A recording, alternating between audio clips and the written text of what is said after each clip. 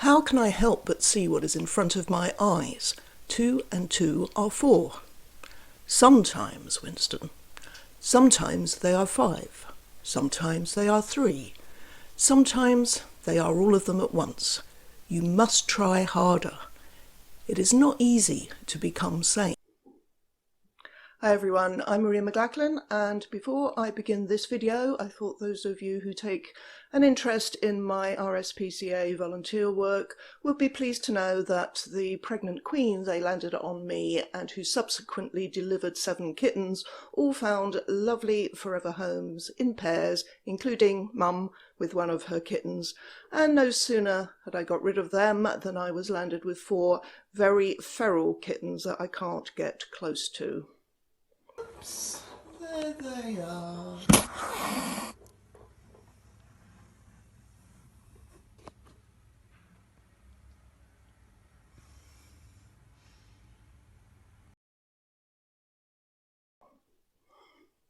They love me. Unfortunately, they were rescued too late for me to be able to tame and socialise them.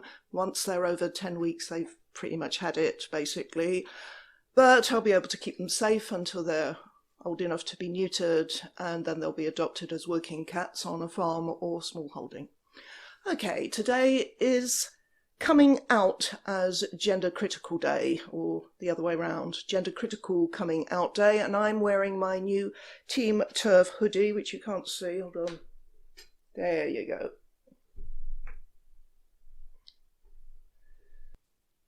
And I've also got a new mini poster. I feel obligated to mark this very special day in some way because I do support the idea of it, and it does have a very proud history of having survived several weeks of people bitching about it since the idea first went public. I was initially surprised that there was any controversy over it at all from gender critics, but I shouldn't have been really, because there is controversy over everything in this movement. We're not like a cult, like our enemies, all speaking with one voice. We're more like a playground full of adolescents in which at any given time a significant number will be squabbling and attacking each other, while the rest are steering clear and just wishing everyone would shut up about their differences and focus on what's important. Now, that may not be the most persuasive introduction to a video about coming out as gender critical. What I said was inspired by a couple of tweets I've seen recently. This is one from someone called Edible Tom. Not sure what to make of that name, but from his profile we see he's a supporter of the LGB Alliance.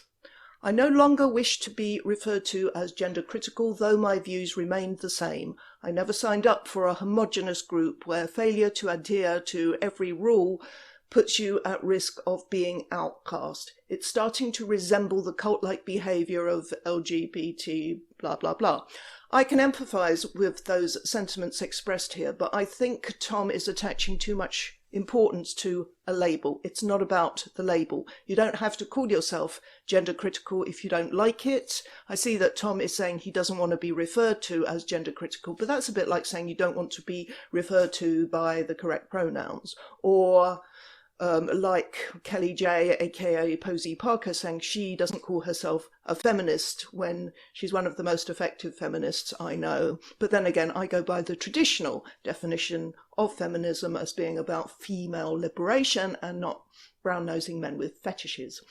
Okay, as someone who almost never feels cold, exist in a permanent hot flush, it wasn't the best idea to wear this hoodie indoors, so I'll just remove it. That's better. Shame about the hair. Never mind. What was I saying? Gender critical label. Yes, to be honest, I was a bit annoyed, though for a different reason, when newspapers printed that I called myself a gender critical feminist. I didn't. My views on gender were, and still are, not so much critical as abolitionist, and I thought the term was a bit wet. What I recall saying at that time was that I was an old school feminist, simply concerned about the potential negative impact on women and girls of proposed legislative changes in favour of self-ID. I thought that was something the average Daily Mail or whatever reader would understand better than the expression gender critical, and it would save me from the bother of having to explain what I mean by gender or my understanding of it. But that was 4 years ago. The term is now much more widely used, and I've just sort of gone with the flow. I accept it as a label for myself, and I find it quite a convenient way to refer to people who have a diversity of views. For example, there are the lesbian separatists who aren't interested in being part of the LGB alliance because they don't feel they have a particular affinity with gay men. I know several like that. There are the socially progressive conservatives who embrace traditional conservative principles about limited government and free market, etc., but who support gay rights and reject regressive ideas about a woman's place. There are liberals, there are socialists, radical feminists, feminists who reject the radical qualifier, and feminists who won't call themselves feminists at all because of what modern feminism has become. So we're not a homogenous group, and contrary to what Edible Tom suggests, there are no rules, which means, I'm afraid, that gender-critical people are free to criticise each other, however upsetting that is and however divisive it seems. My only concern is that I wish to goodness people would confine their criticisms to what people say and do, quote them, and calmly explain what's wrong with what they said or what they did. For example, Kelly J sometimes makes intemperate remarks. Okay, argue with her and try to keep it civil. Don't use what she said to make ridiculous personal attacks on her. You don't have to watch her channel, buy her stuff, or take any notice of her if you don't like her. And that goes for everyone else who is targeted. They speak for themselves and not for you. And I would say the same to Kelly J, by the way. Don't be drawn into attacking people on the same side personally. Be open to engaging with the arguments and see if they can change your mind or you theirs. If they're personally insulting, ask them to stop it and to stick to the arguments, and if they persist, bid them farewell, which is also how we should deal with our political opponents, assuming we bother to engage with them at all. Within gender-critical groups on social media, whether it's Twitter or Facebook or WhatsApp or whatever, there may be rules, written or unwritten, but that is up to the specific group. Arguments will take place, people will get scolded for things they say. That's human nature. All that people who oppose gender ideology share are a couple of core beliefs. I made a 2-minute video recently in which I articulated them, but basically we say that the material reality that is sex, not so-called gender identity, determines whether someone is a man or a woman, a boy or a girl. There is more than one way to be a boy or a girl. Non-conformity is fine.